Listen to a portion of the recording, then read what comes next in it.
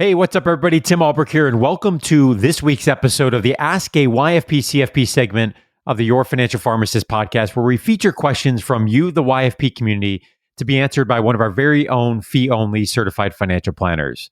Please note this podcast is intended for educational purposes and should not be considered financial or investment advice, as we do not know all the variables to one's personal situation when answering a question.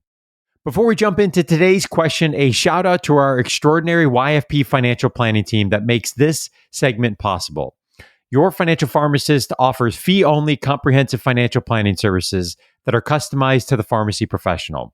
So whether you want to pay off your student loans, make the right investment decisions, or simply build a solid financial plan, we'll help get your income working for you rather than the other way around. You can learn more by visiting yfpplanning.com. Again, that's yfpplanning.com. Okay, this week's question comes from Cindy in Albuquerque, New Mexico. Hi, this is Cindy from Albuquerque, New Mexico. I've been meaning to consolidate my 403(b) accounts from my previous employers. I was just wondering, are there any tax implications from rolling over two 403(b) accounts into my traditional IRA? Thank you. Thank you, Cindy, for submitting your question. We featured on this week's Ask a YFP CFP segment of the Your Financial Pharmacist Podcast. Tim Baker, what are your thoughts? Yeah, so I was actually just talking to a prospective client about this because they had been collecting various 403(b)s over the course of their career that were kind of laying dormant, and had some questions about this. So I guess, Cindy, to kind of recap your questions even before we get into the tax stuff, is that you really have four options. Option number one would be to cash it out, which is typically not advisable because there's penalties and you pay the tax on it. You could leave it, which sounds like, is what you've done thus far, and just keep it at, your prior employer's custodian. You could transfer it to your current 401k or 403(b). And again, there's no tax consequences typically with that.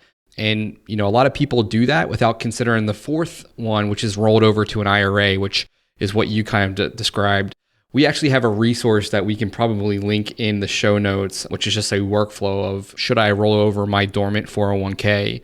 And it kind of takes you through all those different options and what you should do and, some of the penalties and taxes associated with that. But to go back more specifically to your question, the operative word here that you said is like, should I roll it over to my traditional IRA? So traditional being the operative. So if we assume that your 403(b) is a traditional 403(b), meaning pre-tax, and we're rolling over into a traditional IRA, meaning pre-tax, those are like kind. So that is not this is a non-taxable event if you do it correctly. Typically with 403(b)s and 401ks, you want to contact the plan administrator. Unfortunately, there isn't like one form that you sign and then all of your money moves freely between different 401ks and IRAs. So, if your plan administrator is Vanguard or TIA or Fidelity, they're going to have particular paperwork that you need to execute appropriately to get that moved over. So you might need to make a complete a distribution request in order for the asset to be distributed. You could be required to do an acceptance letter from your IRA custodian. So if you already have an IRA set up, rollover IRA set up, you might have to work with some of their paperwork. But the thing that you want to ensure here is that you request the transaction is a direct rollover. So this means that the funds are distributed and payable to your IRA and it's sent directly to them, not to you. If the funds are made payable to you, then typically the administrator is going to be required to withhold at least 20% of the total amount for federal taxes. And the fear is that if the money doesn't go into that new IRA rollover and you're on the hook for that, and a lot of people just don't have money lying around that they're like, oh yeah, this is realized income. So the original fund custodian, so where your 403(b) will draft up a check or a wire transfer, and it'll make it to the benefit of your IRA with the account number, et cetera. And the whole idea of this is to maintain a tax deferred status. So that's going to be the big thing. We're going from pre-tax to pre-tax, or traditional 403(b) to traditional IRA, and that's what we're looking at here. And typically, to avoid any of the penalties and taxes, the rollover has to be completed within 60 days of the funds withdrawn from that original account. And if not, that's when some of those penalties typically can hit.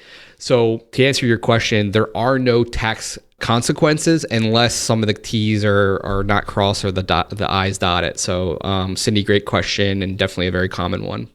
And I would also reference our listeners, as you've heard me mention before, for those that are on the beginning of their investing journey or perhaps want a refresher, episode 72 through 76, we did a deep dive, kind of an investing 101, and we certainly have had additional resources since then, but I think that would be helpful to those that are trying to wrap their mind around individual accounts and some of the investing strategies. Other thought that comes to mind here, Tim, is we recently launched Baker's Dirty Dozen Principles for Financial Independence, and shout out to Joe Baker here, who did an incredible job in the Premium Pro packages. We have that available at bakersdirtydozen.com. He's got a 14 series video mini course, if you will, on investing and covers a lot of the basic terminology and whatnot that supplements the book. And I think that would be a worthwhile resource for many in our community to pick up. Again, bakersdirtydozen.com. Tim, my question for you from a financial planning perspective and our planning team interacting with clients on this, how often does this come up? And, what role can the planner really play here? And I'm really getting to the point of DIY. Do I have somebody help me? And for those that this does come up, like obviously it's just one piece of the puzzle, but what role do our planners play? Yeah, this is all the time. If we have 10 clients that we started working with at any given time, let's pretend that there's 15 people, that we're working with in total. So, 10 households, 15 people in total. If we count some spouses and things like that, I would say 13 out of those have some type of old 401k or 403b that they make a decision, if I were to kind of guess. So it's a very, very common thing. And, a lot of us kind of fly blind in terms of what we should do. So most people, I think, know that it doesn't make sense to cash it out unless you're in dire straits. But most people, they'll just assume to roll it over, or they'll assume to transfer it to their current 401k. And I think it's really important to analyze, that decision before you actually make it. So not all 401ks are created equal. Some of them can be really great. Some of them can be really terrible. Mm-hmm. The advantage that you get to do a rollover is that typically there's not as many fees associated, and you have a lot more breadth in terms of investment choice. But if you work with an advisor, sometimes there are fees associated with that you have to be cognizant on. So I've said this a lot, is a lot of advisors, if you're working with an advisor, they'll say, roll it over. And because they see that as a means to be able to charge commissions or even a percentage of what they're managing. A lot of times it's good advice, but it's tainted by the fact that they're going to be paid, as a function of that. Mm-hmm. If you're doing it yourself, again, there's not a lot of tools out there that a consumer can use to say, is my 401k good or is my 401k bad? Mm-hmm. And even a lot of financial advisors can't really tell you that unless they do a deep dive into it. And we happen to have a tool that helps us assist in making those decisions very, very easily. If you're doing it yourself, again, I'm biased. I always think that, having, especially if it's a significant part of your assets, a significant part of your net worth, you want to make a informed decision. So I'm always going to be proponent, and I'm biased because I'm a financial planner, but I'm going to be always a proponent of working with a professional, but that can be scary too. By and large, if you're doing it yourself, just make sure that you either work through our workflow or some free resources to kind of actually execute that. Because I have seen people make missteps, and that can be difficult to unwind on the back end too. Yeah, and don't forget, as we say over and over again, I think we could put it on replay at this point. Investing is just one piece of the puzzle. It's one part of the financial plan. And here we're talking about one specific aspect of investing and of retirement accounts. And so we'd love the opportunity for those that have been thinking about, hey, is a financial planner right for me? What's involved? What do you guys do? How do you charge? What do your services look like? We'd love to talk to you more. YFPplanning.com. You can schedule a free discovery call, see if it's a good fit for you and what you're looking for in your personal situation. And Cindy, again, thank you for taking time to submit your question to be featured on this week's Ask a YFP CFP segment of the Your Financial Pharmacist podcast. As a small thank you, we're going to be sending Cindy a super comfy YFP t-shirt. And we'd like to hear from you. If you have a question that we can feature on an upcoming episode, please go to yourfinancialpharmacist.com/ask YFP or shoot us an email at info@yourfinancialpharmacist.com. Have a great rest of your day.